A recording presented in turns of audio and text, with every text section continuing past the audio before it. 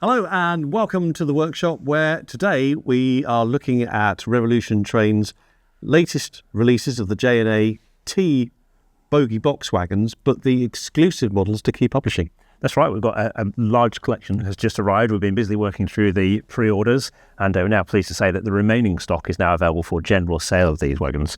So you can head on over to shop.keymodeloil.com, where you can pick and choose your way through 16 different wagons to build up a full rake of DC rail-operated JNA-Ts. These are all individually numbered, aren't they? They are, yes. So every single wagon that's here on the layout today, and there are 16 different numbered versions, everyone has got a different number on it. You've got a choice of two livery variations. So it's either VTG Royal Blue without the Cappagh lettering on it, or VTG Royal Blue with the Cappagh branding on it. So two different styles. There's 8 different running numbers on each style, and within each of those batches as well, there's also one with tail lamp as well that works. So for those that don't know, tell us a bit more about the prototypes, the real things. Okay, so this particular batch of JNAs, they're all operated by DC Rail Freight.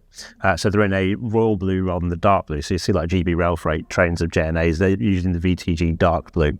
But this royal blue collection operates with the DC Rail logos. They're operating on all their flows from, well, they go as far north as Peak Forest, and they work all the way down south to the Somerset quarries. See a lot of activity around Willesden for HS2. And also a common operation for these is the Middleton Towers Sand Train, operated by DC Rail as well. So they've got really quite a broad operational sphere, and it takes them down the West Coast Main Line sometimes. You see across to the East Coast Main Line around Peterborough. They run out into the Fens across to Middleton Towers. They run the Midlands area doing the cross-country work, and then in and out of Somerset and up and down to HS2 site. So it's fair to say they're well travelled. They certainly are as well. I think one of the nice things about them as well is that whilst DC Rail, compared to say GB Rail Freight or DB Cargo, they're quite a small operator. They've been seen with quite a lot of locos as well. So obviously they go very nicely with our Cavalix model of 60029 in DC Rail Grey, but there's also 60028 they've done as well in the blue Cappagh branded livery. But they're also operated with D-branded Colas Rail Freight, GB Rail Freight operated Class 60s. Figure that one out. Yeah. They've also operated with GB Rail Freight livery Class 60s, where DC Rail's hired in additional power to haul the trains. And they've worked with Class 56s as well. So it was quite common for a little while to see 56091 on these. That's currently out of traffic. But they've also been seen behind 56098, which is the large logo blue one, operated by GB Rail Freight. So plenty of choice when it comes to motive power for these wagons. It's clear you know a little bit about this operation. Yes, I may have been following them a little bit, yes. Fair bit of research involved to get these to this point. Absolutely, yeah. So talk us through the vagaries of each of the various models. Okay, so it's all the standard wagons. The JNA-Ts are all a standard wagon body. They've got low track force bogies, which means they're nice, quiet riding on the track. They've got a standard body on them, which got little cutouts in the corner for overflow on them. You've then got the air brakes. You've got all the air brake equipment underneath them on these models as well. And you've got a nicely detailed interior. It's actually got a false bottom in each one of these as well, which means that if you do want to put a load in, you've got to put quite so much load in to make the load up.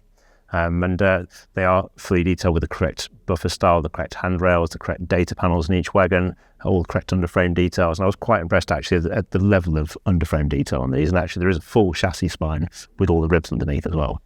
They really do look the part, and I particularly like the end wagons with the flashing, and the flashing tail light works. It does, yeah, that's right. It's battery powered. You can put batteries into there, and then it'll make that work. And it's got a little switch underneath where you can turn it on and off as well, as you can control when you've got that light working or not working, as the case may be. We love a limited edition, and here at Key Model we're partnering with leading manufacturers to create bespoke double-O gauge locomotives for steam and diesel era modelers. In stock now, we've got Helgen Class 47s in Portruck livery, Hornbury Cross Country HST power cars, and Bachmann Class 40s in large logo blue. Plus, you can also pre-order our new collection of limited editions for release during 2025 and 2026, including Colas Rail livered HST power cars by Hornby, a Clark Railworks WD210 in LMR 1960s era blue, and a Cavalix Models Class 56 finishes 56103 in DC Rail Grey. Visit keymodelworld.com/shop to check out the full collection.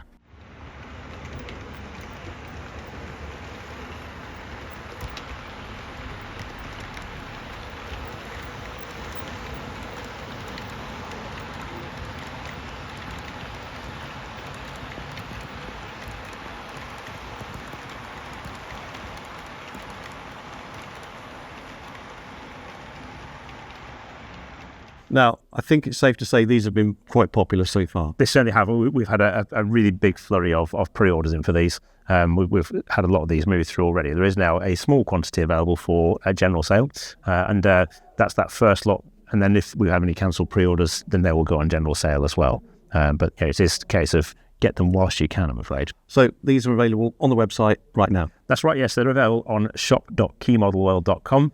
The prices are set at £48.95 for the standard versions, of which there are 14 of the standard versions, and £52.95 for the taillight equipped versions, of which there are two. I have one with Cappagh lettering on it and one without Cappagh lettering on it. Fantastic. Well, all the details will be on the website.